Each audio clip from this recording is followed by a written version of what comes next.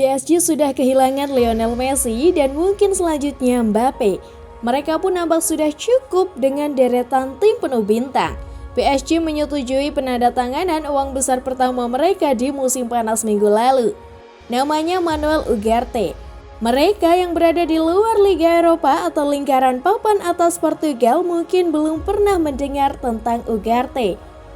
Itu karena dia adalah pesepak bola yang kurang populer dan dia adalah gelandang bertahan 6,2 kaki yang melakukan banyak hal dengan baik. Tetapi tidak ada yang spektakuler. Ugarte bagus dalam tackle, terukur dalam umpannya dan cukup atletis untuk menjangkau lapangan di lini tengah sepak bola modern dengan tinggi. Ugarte adalah pemain yang akan segera melakukan banyak hal baik dan juga di bawah pembinaan yang tepat menjadi lebih baik dalam 5 tahun mendatang.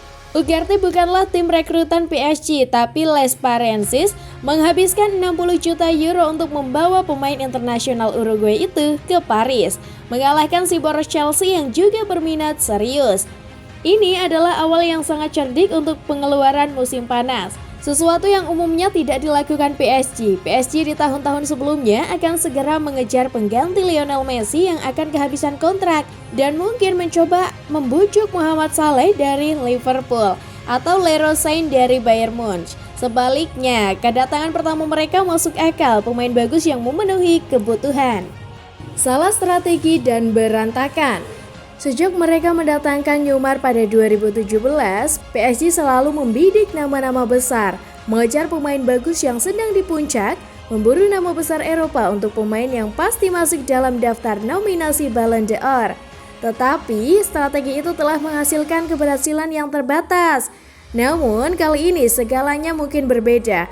Ugarte menyenangkan dan sepenuhnya dapat diterima. Bisa menjadi awal dari strategi yang lebih cerdas lagi. Kelahiran sebenarnya dari proyek yang telah dijanjikan penguasa PSG selama bertahun-tahun. Secara historis, PSG belum terlalu bagus dalam perekrutan musim panas. Mereka mengadopsi sesuatu dari kebijakan Pseudo Galacticos, memperkuat posisi serupa dengan nama-nama terbesar yang memungkinkan. Dan itu semua masuk akal dalam beberapa tahun pertama setelah Parisiens dibeli oleh Qatari Sport Investment Group pada 2011. Nama-nama besar datang berbondong-bondong. Pertama, Javier Pastore, berikutnya Thiago Silva, disusul Zlatan Ibrahimovic. Musim panas berikutnya, Edinson Cavani dari Napoli. Ini semua datang di era menengah yang aneh sebelum orang lain mulai mengangkat bahu mereka dengan label harga 50 juta euro. Pada 2013, 65 juta euro yang dihabiskan untuk Cavani tampak seperti uang yang banyak. Dan ini semua masuk akal bagi pihak yang masih berusaha membangun dirinya sendiri. Paris adalah pasar yang besar, dengan perlengkapan keren dan stadion legendaris. Pergerakan awal era QSI bersifat taktis dalam beberapa hal, tetapi juga dapat dipasarkan di sisi lain. PSG pada dasarnya harus membuktikan bahwa mereka layak mendapatkan perhatian, tapi semuanya menjadi sangat konyol. Uang bukanlah masalah. 6 musim panas lalu, Neymar tersedia setelah berselisih dengan bos Barcelona, Luis Enrique, dan menjadi frustasi karena kurangnya perhatian di tim yang dihuni Messi dan Luis Suarez. PSG memecahkan buku cek yang didanai negara, memercikan 222 juta yang menggiurkan untuk superstar pertama mereka yang selangit. Dalam isolasi, Neymar adalah rekrutan yang luar biasa, dan Neymar tetaplah menjadi Neymar. Tapi penandatanganan ini diikuti hal-hal yang kurang baik. Mbappe didatangkan karena dia orang Prancis dan bagus. Messi tiba pada tahun 2020 karena dia ada dan tersedia. Dia kemudian dilengkapi oleh Achraf Hakimi, tambahan bek kanan paling ofensif di Eropa, untuk menopang tim yang sangat membutuhkan stabilitas pertahanan. Dan terakhir, mereka mengeluarkan 12 juta euro per tahun untuk Gianluigi Donnarumma, merekrut penjaga gawang termahal di dunia saat mereka masih memiliki Keylor Navas di bawah Mistar. Tahun lalu, ketika PSG akhirnya dibatasi secara finansial setelah beberapa tahun salah mengartikan hal-hal kecil dari financial fair play, mereka menghabiskan lebih dari 100 juta euro untuk membeli 3 gelandang tengah. Salah satunya, Renato Sanchez, tidak menjadi starter lebih dari 20 pertandingan dalam satu musim sejak 2016. Dua lainnya cukup sederhana dan kurang pas. Siapa lagi yang akan datang? Dan sekarang pembatasan keuangan ditiadakan lagi. Tradisi menentukan bahwa PSG akan menemukan superstar termahal di pasar dengan ego terbesar, rombongan dan pengikut media sosial dan segera membawanya ke Paris. Masalahnya adalah mereka sudah kehilangan satu dan bisa saja yang lain pergi. Mbappe telah memberitahu klub bahwa dia tidak akan memperbarui kontraknya dan selalu memperhatikan Real Madrid. Jika tawaran yang tepat masuk, Mbappe akan bermain putih tahun depan. Vinicius baru saja menandatangani kontrak besar untuk bertahan di Madrid dan mengambil nomor warisan Cristiano Ronaldo. Erling Haaland tidak akan meninggalkan Manchester City, berusia 30-an dan Liverpool tidak akan pernah menjualnya, maka PSG akhirnya dipimpin oleh ahli yang paham sebuah nilai uang. Luis Campos telah melakukan beberapa langkah. Marco Asensio didatangkan secara gratis setelah gagal menyepakati kontrak baru dengan Madrid. Dia bukan pemain yang dulu ACL yang robek menghambat pertumbuhan karirnya, tapi dia masih pemain sayap kanan berkualitas tinggi, pemain yang cukup bagus untuk bermain untuk PSG yang secara posisi merupakan pengganti yang memadai untuk Messi.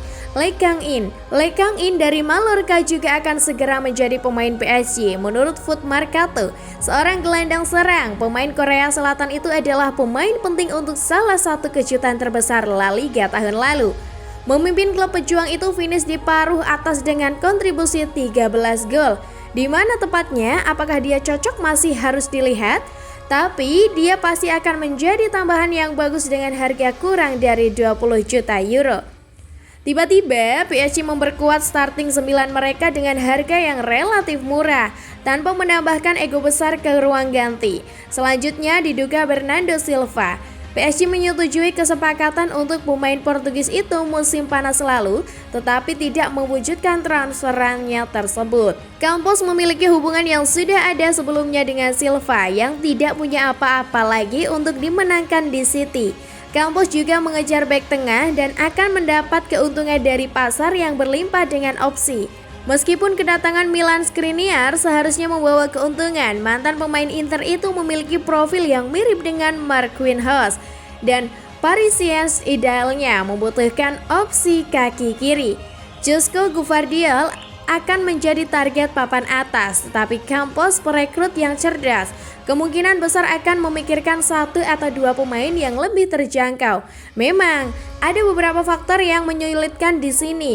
Keluarnya dugaan Mbappe membuat PSG berlubang di depan.